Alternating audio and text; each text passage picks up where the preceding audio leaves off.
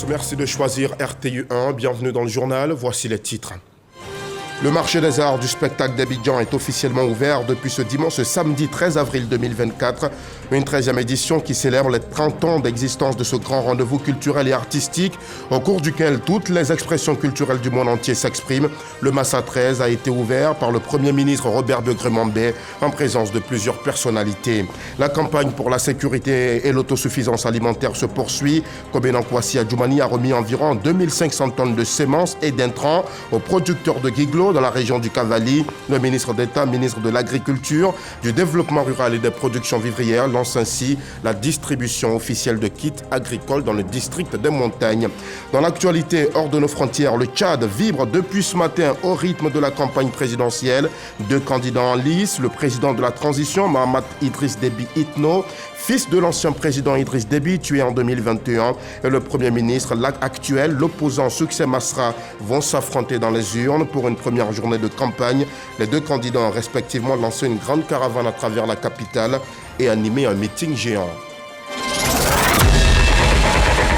Voilà pour le sommaire. L'actualité chez nous reste dominée par le Massa. On en parle juste après ceci.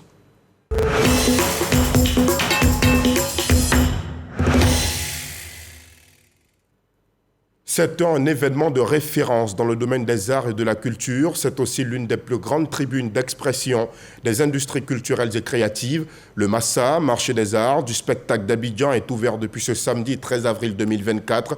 La cérémonie d'ouverture, pleine de faste, riche en spectacles, a réuni de centaines d'Ivoiriens au Palais de la Culture de Treichville. Le Premier ministre Robert Begré-Mambé a donné le coup d'envoi, comme nous le montre Franck Quadio. Le décor ne pouvait qu'être bien planté, l'emblème national, l'éléphant veillant avec bonhomie, arrivée du haut patron et les choses sérieuses lancées. Le marché des arts du spectacle d'Abidjan peut alors commencer. 129 groupes ont été retenus avec plus de 1000 artistes et 300 spectacles qui seront proposés durant la semaine. Ces artistes auront en face d'eux le grand public d'Abidjan, mais aussi 109 programmateurs venus de tous les continents. C'est bien la première fois de l'histoire de notre manifestation que nous enregistrons un tel engouement de la part des artistes. Au-delà des spectacles, et cela est important, le Massa proposera des temps forts d'échange et de réflexion sur les enjeux qui traversent le secteur créatif africain. 30 années d'existence, mais l'édition 13 rééditée à Abidjan. Satisfaction de la CCT, aujourd'hui Organisation internationale de la francophonie, par la voix de Tiwong Maïtra, représentant la secrétaire générale de l'OIF, qui apprécie la mobilisation en perspective autour de l'événement. Ayant pour thème jeunesse, innovation et entrepreneuriat, cette 13e édition s'inscrit au cœur même des priorités de l'OIF et fait écho au thème du 19e sommet de la francophonie, créer, innover et entreprendre en français. Les mêmes inclinaisons exprimées par les représentants des pays à l'honneur et invités spéciaux, le Rwanda et la Corée du Sud, qui adoubent la pertinence de la coopération culturelle établie avec la Côte d'Ivoire. Des pays qui apporteront durant ces 7 jours de festivités leur savoir-faire culturel. À l'endroit de tous, la ministre de la Culture n'a que des mots de remerciement. Vous venez de 4 coins du monde pour participer à cet événement d'une importance capitale pour la promotion de nos arts et de notre culture. Je me dois de vous remercier pour votre présence quantitative et qualitative. Votre volonté est manifeste de contribuer à nos côtés, à donner la chance à des talents de se révéler, se structurer, se professionnaliser et vivre de leur art. Le Massa, la canne de la culture après celle du football, c'est alors Robert Begré-Mambé, Premier ministre et maître d'ouvrage de ces 2 succès qui ouvrent officiellement les joutes artistiques. Après Zouf Dafa offert les villages Cannes, la Côte d'Ivoire est heureuse d'offrir à l'Afrique et au monde les villages Massa pour découvrir les beaux spectacles des génies créateurs que sont nos artistes et nos danseurs à travers le continent. La culture, la danse, le spectacle, les contes, les slams, c'est pour les hommes de génie. C'est pourquoi je rends hommage à Madame Henriette Dagri Dabaté qui a été retenue comme marraine d'un prix qui désormais va porter son nom.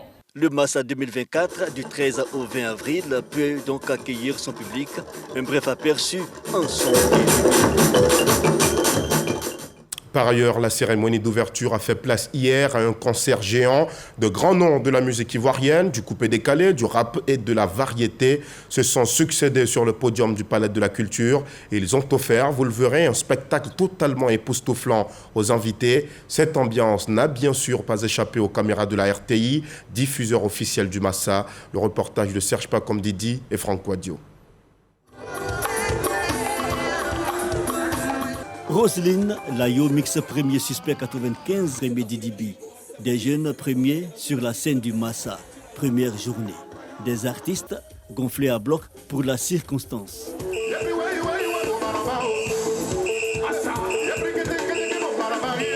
Micro à la main, public harangué, le chant et la danse sont au rendez-vous. C'est le signe qu'il y a dans les sous-sols de ton être, la force de grimper sur le toit des planètes et...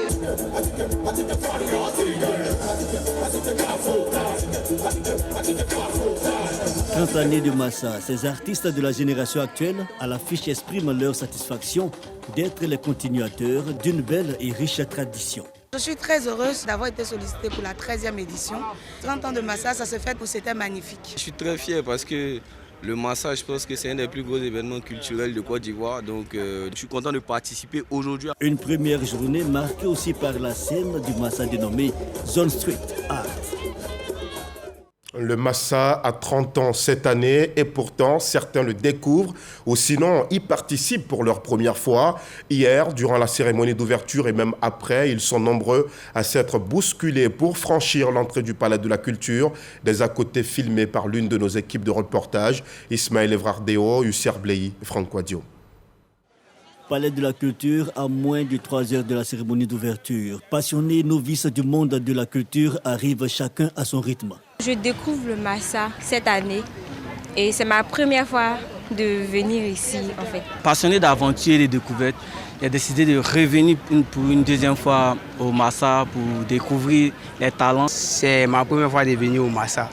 Et en venant au Massa, j'aimerais voir de nouvelles choses. Découvrir de nouvelles créations et expositions. Les artistes n'en demandent pas moins. Dans cet espace, on parle le langage du street art, une œuvre qui allie forme et couleurs en intégrant parfois des personnages, voire des symboles. Je suis en train de représenter mon pays à travers un symbole, un max qui est populaire partout dans le monde. On se reconnaît même en tant que Guinéen ou bien d'autres personnes arrivent à nous identifier avec le max là.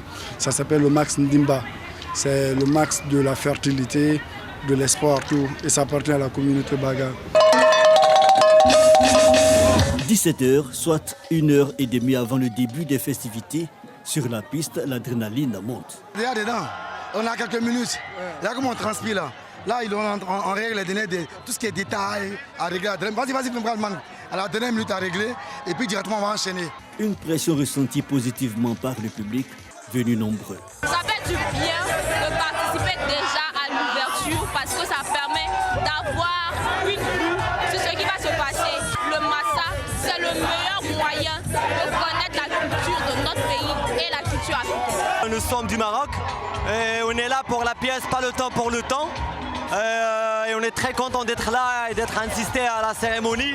On est chez nous en vrai. À quelques pas de l'arène d'ouverture du spectacle, les abords de la 4000 places.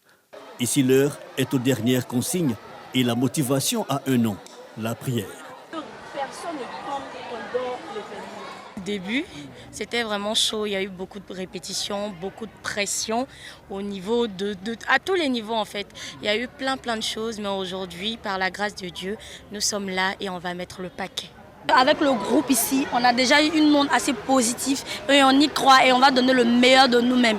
Mais bien évidemment qu'il y a du stress, mais c'est du stress positif parce qu'on sait qu'on a fait du bon boulot et Dieu va faire que les choses vont très bien se passer.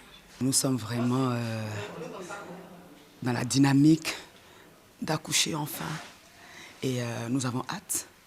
Ça sera un moment très électrique et très amusant. Des encouragements qui laissent augurer une semaine culturelle à l'image des prestations proposées en levée du rideau. Des images insolites comme celle-ci et bien plus sont à vivre durant toute la semaine sur les antennes de la RTI, diffuseur officiel du Massa. Et nous vous le disions en titre, l'actualité nationale est aussi marquée par cette distribution d'environ 2500 tonnes de semences et d'intrants aux producteurs de Guiglo. Nous sommes dans la région du Cavali. Le ministre d'État, ministre de l'Agriculture, du Développement rural et des productions vivrières lance ainsi la distribution officielle de kits agricoles dans le district des montagnes. C'est dans la ligne droite du programme de production alimentaire d'urgence du gouvernement ivoirien qui a un coût global de 170 milliards de francs CFA. Le témoignage de Léon Brou. 203 tonnes de semences de riz améliorées et 2291 tonnes d'engrais. Appui du gouvernement à travers le ministère d'État, ministère de l'Agriculture, du Développement rural et des productions vivrières aux producteurs du Cavali dans le cadre du programme de production alimentaire d'urgence. Le dépôt pour l'autosuffisance alimentaire aussi pour booster la scolarisation et le bien-être populaire par l'amélioration des revenus agricoles dans la région. Nous ne voulons plus que nos populations aient faim dans le Cavali. Avec le gouvernement, nous apportons des solutions concrètes à leurs attentes. Bien nourrir les enfants pour que les enfants puissent aller à l'école et pour que le pays puisse se développer en toute sérénité. Je dis merci au président de la République. Pour le ministre d'État, ministre de l'Agriculture, cette remise de semences et d'intrants lance la distribution officielle de kits agricoles dans le district des montagnes. Suivront les boutures de manioc, les semences de maïs, les kits de récolte et d'écoulement des produits, des missions d'encadrement ou de suivi-évaluation. De quoi accroître la production vivrière pour l'autosuffisance, voire la sécurité alimentaire, martèle Koubenakwasi à Djoumani. Il y a des espaces qui ont été géoréférencés. Tout ça, ça participe de la survie de ce projet. Donc ce n'est pas parce que nous avons donné gratuitement que nous allons penser qu'il n'y a pas de suivi. Nous serons intraitables pour les personnes qui vont disposer de ces kits agricoles et qui ne voudront pas travailler. On peut même aller jusqu'à le poursuivre. Cette mise en garde au regard de l'importance de l'investissement de l'État dans le programme de production alimentaire d'urgence. 170 milliards de francs CFA financés par la BAD et le Japon. Voyons à présent un extrait du Dimanche Magazine de notre édition du 13h. Hamza Diaby a reçu sur son plateau le représentant résident du SOAC, le système ouest-africain d'accréditation. Il est venu faire le bilan de ses 6 années d'activité en terre ivoirienne. Le SOAC est l'instrument communautaire qui a pour objectif de doter les pays membres d'un organisme d'accréditation à même d'évaluer la compétence des organismes d'évaluation de la conformité, notamment les organismes de certification, d'inspection et les laboratoires opérant dans l'espace UEMOA. Regardez. Sur un espace donné, sans organisme d'évaluation de la conformité, il est difficile de pouvoir évoluer non seulement pour la protection des consommateurs qui sont confrontés à plusieurs produits, mais aussi pour l'exportation. Et aujourd'hui, on est très heureux d'informer le public qu'après 6 années, nous avons pu signer auprès des 3 fêtières qui sont l'AFRAC, qui est la coopération africaine d'accréditation, l'IAF, qui est le forum international d'accréditation, mais aussi l'ILAC, qui s'occupe de l'accréditation de tous les laboratoires.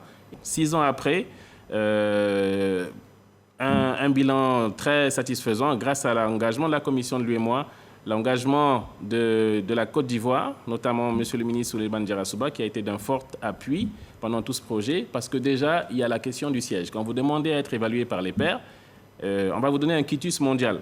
Est-ce que vous êtes une structure en place, bien établie, qui a un siège et qui a un minimum de fonds financiers pour que demain, si vos certificats ne sont plus, si la structure fonctionne, qu'il n'y ait pas de problème avec les certificats que vous avez validés. Donc le bilan, c'est déjà d'avoir un siège définitif qui a été offert par la Côte d'Ivoire, mis à neuf totalement, que vous avez eu l'occasion de nous faire l'honneur de visiter et qui a été récemment inauguré par Monsieur le ministre et ses hôtes, notamment l'Union européenne, l'ONUDI, etc.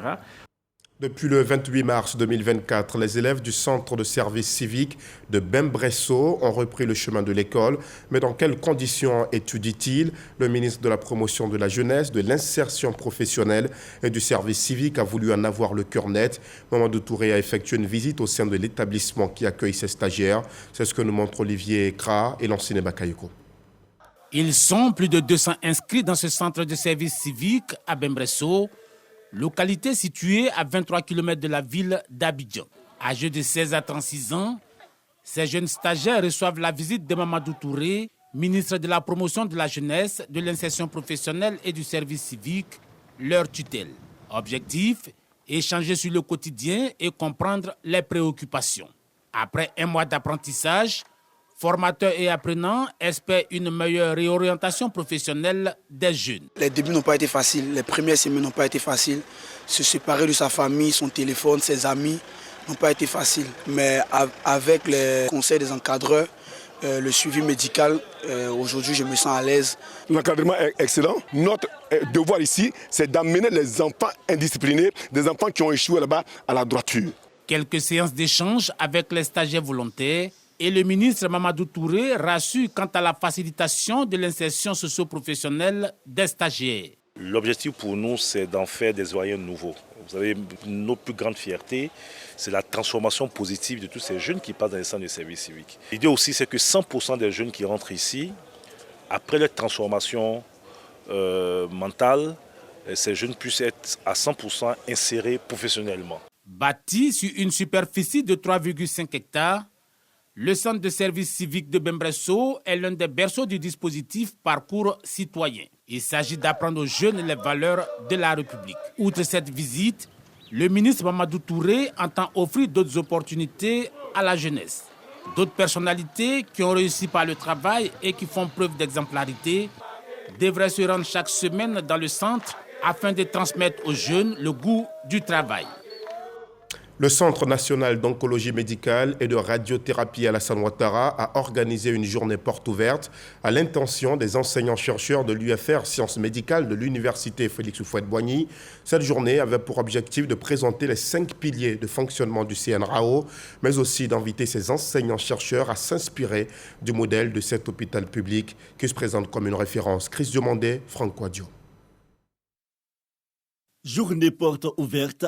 Plus d'une quarantaine d'enseignants-chercheurs de l'unité de formation et de recherche UFR des sciences médicales de l'Université Félix Houphouët-Boigny de Cocody, l'esprit et les yeux grands ouverts à la découverte du Centre national d'oncologie médicale et de radiothérapie Alassane Ouattara CNRAO. Le professeur Judith Didi Kouko, directrice, explique à ses enseignants-chercheurs la pertinence du dispositif mis en place par l'État ivoirien pour lutter efficacement contre le cancer. Journée porte ouverte pour faire découvrir à nos maîtres, nos aînés et nos collègues enseignants-chercheurs ce que l'État a mis en place dans cet hôpital public qui vient contribuer à renforcer la lutte contre le cancer.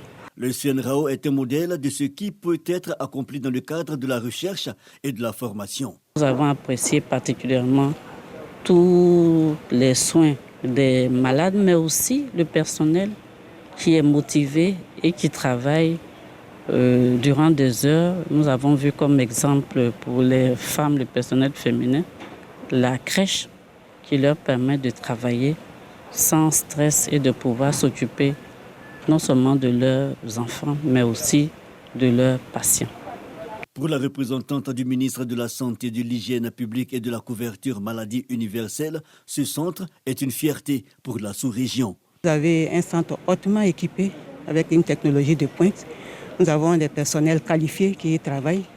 La coordination est très au fait.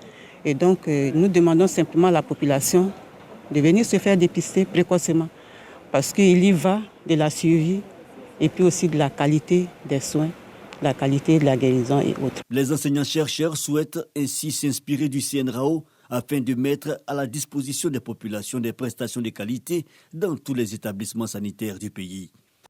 Depuis le 7 avril dernier, la ministre de la Cohésion nationale, de la solidarité et de la lutte contre la pauvreté a donné le top départ du dimanche de la solidarité. Tous les dimanches, ce sont des ménages à faible revenu, des Ivoiriens dans le besoin qui bénéficieront d'une assistance alimentaire, médicale ou financière. Et pour la première édition de 2024, Miss Belmonte Dogo a visité 3 familles à Cocody et Marcory. On suit avec Michel Mambo. C'est reparti pour le dimanche de la solidarité, une des activités phares du ministère de la Cohésion nationale, de la solidarité et de la lutte contre la pauvreté. la matérialisation de la Côte d'Ivoire solidaire prônée par le chef de l'État Alassane Ouattara. Pour cette première édition, au titre de l'année 2024, la part belle est faite aux tout petits. Première étape donc, visite surprise à Jean Camille, dans la commune de Cocody. Le garçon de 13 ans est porteur d'une anomalie génétique. Il voit ainsi son rêve se réaliser. Son hôte n'est autre que la ministre de la Cohésion nationale, de la solidarité et de la lutte contre la pauvreté. Véritable moment de bonheur, surtout qu'au programme, il y a du shopping. Et quand vient l'heure de la séparation, il faut pourtant partir, car à quelques encablures, un autre bout de chou attend. Loulou, à l'état civil, connaît Oud Cheikh. Le petit garçon de 4 ans souffre, lui, de la maladie dite des os de verre. Bisbel Mondogo est porteuse d'une nouvelle qui réjouit ses parents. Loulou sera prise en charge. C'est un enfant formidable, doté d'une intelligence que son âge, je trouve que Loulou est hyper intelligent. Et nous avons fait la promesse à la maman de Loulou qu'elle recevra le soutien du ministère pour la prochaine opération de Loulou qui se tiendra au mois de mai en Tunisie. Dernière étape pour ce premier dimanche de la solidarité au titre de l'année 2024, la commune de Marcory, dans la famille Ballot. Les frères Ballot vivent dans la précarité avec à charge 19 enfants. C'est vrai que nous ne pourrons pas prendre en charge tous les 19 enfants, mais le ministère de la Solidarité reviendra ici faire le choix soit des veuves ou des enfants, et nous devons accompagner ne serait-ce qu'un membre de la famille pour que ce membre-là puisse porter la famille. Et nous avons associé à ce projet le ministère de la Jeunesse et le ministère de l'Enseignement professionnel. Le top départ est ainsi donné pour le dimanche de la Solidarité 2024. En 2023, plus de 10 000 ménages vulnérables avaient été impactés par cette activité. Cette année, la tutelle entend mettre les bouchées doubles. Dans l'actualité politique, le 27 avril prochain, le peuple haïtien dans son ensemble rendra hommage au président Ouattara. Les Hébriais se réuniront dans le village de Sangon d'Agbé pour saluer les actions de développement du chef de l'État. Et pour réussir cet événement, le ministre Laurent Tchagba, président du comité d'organisation, a réuni ce vendredi 12 avril 2024 au district d'Abidjan toutes les commissions. Le reportage de Marie-Chantal Akandan et Tatiana Bonou. Le peuple haïtien se mobilise pour une journée d'hommage au président Alassane Ouattara. Le comité d'organisation, dirigé par le ministre Laurent Tchagba, fils de la communauté, a tenu une rencontre d'information et d'échange avec les différentes commissions impliquées dans les préparatifs de l'événement. Nous sommes prêts. L'activité va prendre encore de l'ampleur parce que le peuple haïtien s'est mobilisé pour rendre hommage au président de la République et le remercier. Nous avons les 3 A, c'est-à-dire le Grand Pont à travers les Ayoukrou, les Aïzi. Il y a nos alliés, les Aké, tous les autres alliés qui se sont mobilisés pour dire que cette cérémonie ne peut pas se faire sans eux.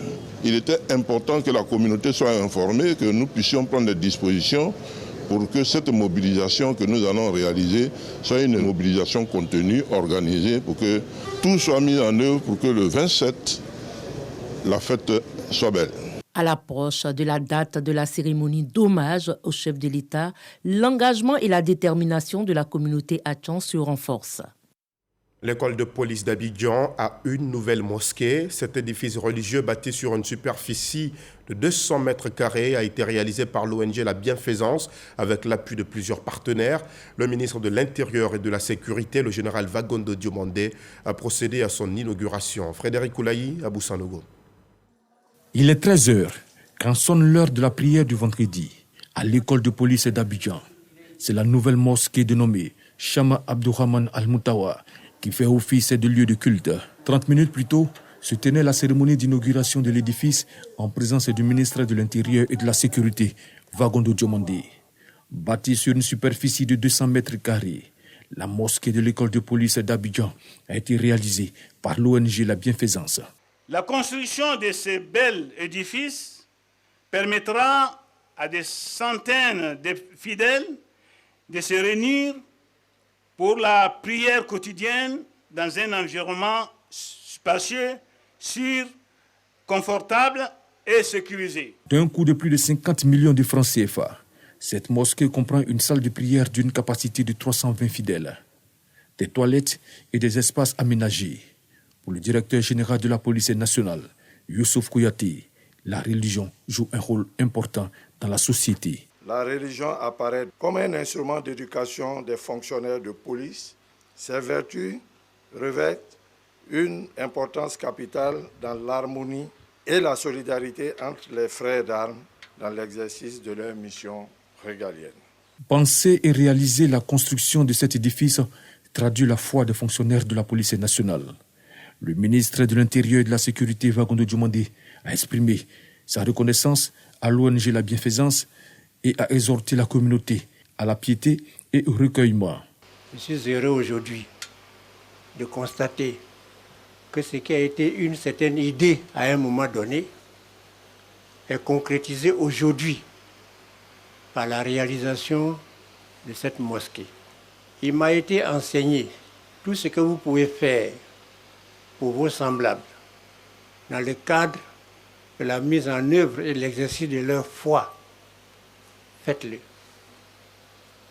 Faites-le à titre de contribution. Je souhaite que Dieu bénisse l'œuvre humaine qui lui est dédiée. Le ministre de l'Intérieur et de la Sécurité, Vagondo Dioumandé, a annoncé également la construction du temple pour la communauté chrétienne. L'ouverture de ces espaces religieux vise à rapprocher les croyants de leur Dieu. Et puisque nous parlons de religion, les membres de l'aumônerie militaire du diocèse d'Abidjan étaient en fête ce dimanche à la paroisse Saint-Albert-le-Grand.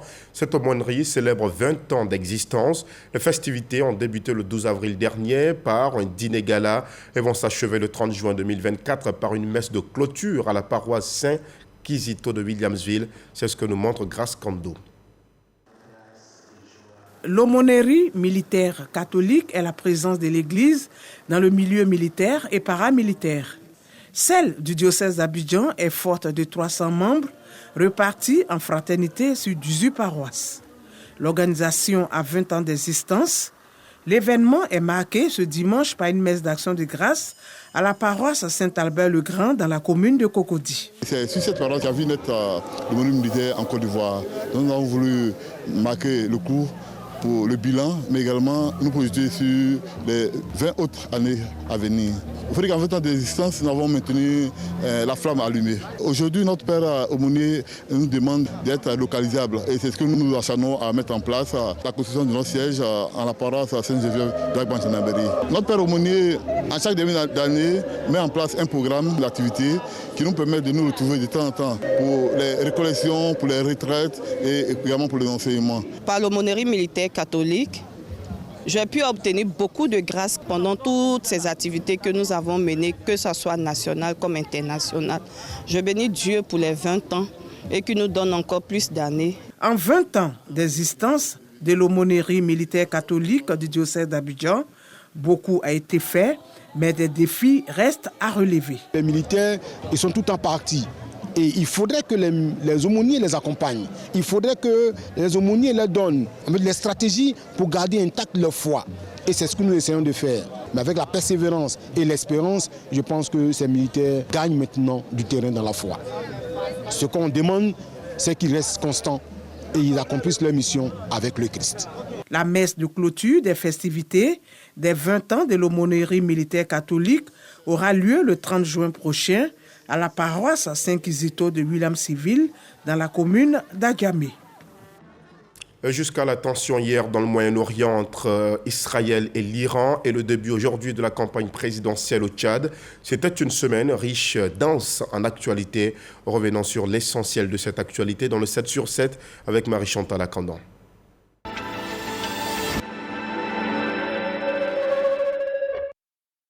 Lundi 8 avril, du Mexique au Canada, en passant par les États-Unis d'Amérique, un événement céleste a suscité l'émerveillement.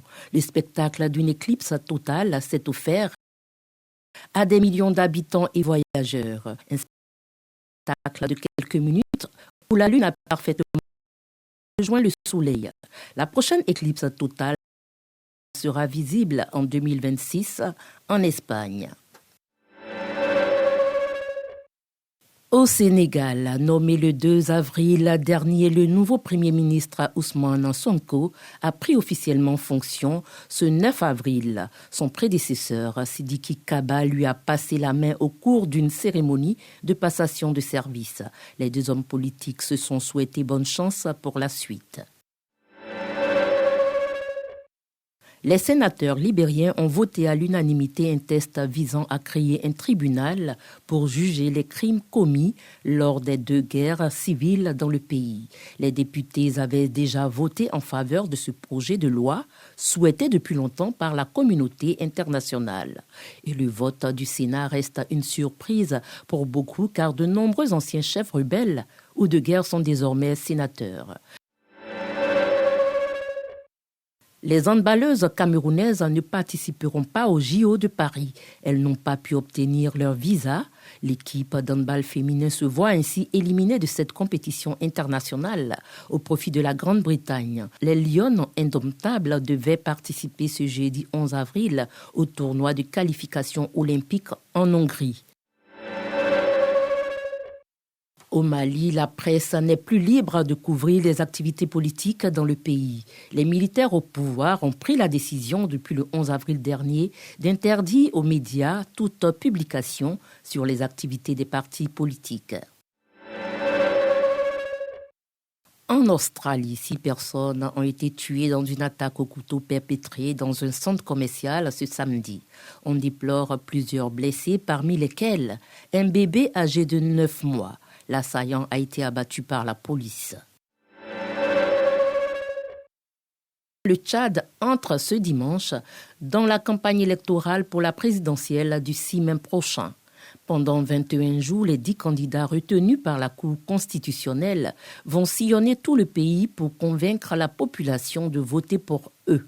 Le général Mahamat Idrissa Déby, placé à la tête de l'État tchadien par le Conseil militaire de transition il y a 3 ans, aura en face de lui 9 autres candidats.